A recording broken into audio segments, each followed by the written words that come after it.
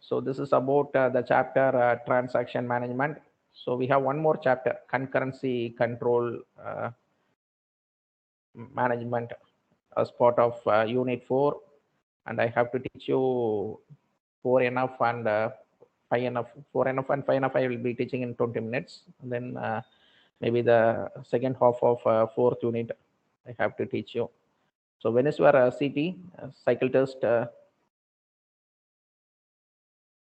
So we don't know yet.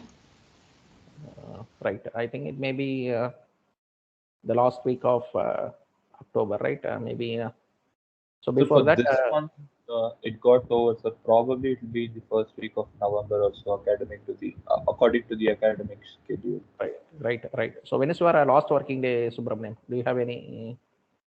Yes, sir. Around December 1 or 2. Oh, so we have a lot of time, right? I thought that we'll usually we close at November 14. So I was rushing through the syllabus. Then I think we have still more time to explore. So next week lab, like Vishwanathan and Saloni, they will teach us XML, and we'll have exercises based on whatever they teach for next week lab. So we have one more topic, like working with PHP and SQL. So I will give you some insight about working with PHP and SQL. Again, 1 week lab you will be working on PHP and SQL, and then so you have done with procedures and functions, right? So you have to work with triggers in SQL, and that's it. Maybe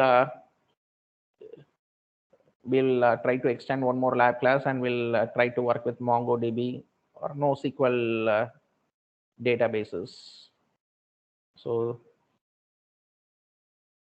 we'll have one assessment examination for lab also, right? So since you are online, like it's very difficult to evaluate the papers. The thing is that it's very difficult to judge students. So this time CT1, I think the first mark was around 19. I think I gave 19 marks to only 2 or 3 students, and lowest mark was 11. So I was able to make some difference, because many students they didn't do well in normalization. This not normalization, ER diagram, how to map ER diagram into relations, right? So the performance was okay, but I think they missed the key points in converting an ER diagram into a. They missed the rules. They didn't explain how to convert an ER diagram into relation format, right? So usually I get very good students. They do get very good marks in my courses like DBMS and all. But this time even I was surprised, or this time I don't know why the marks were pretty low. Yeah, we'll try to look into it, right?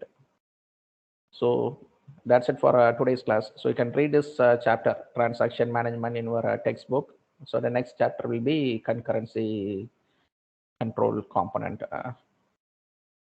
So thank you for your participation. We'll meet in the next class.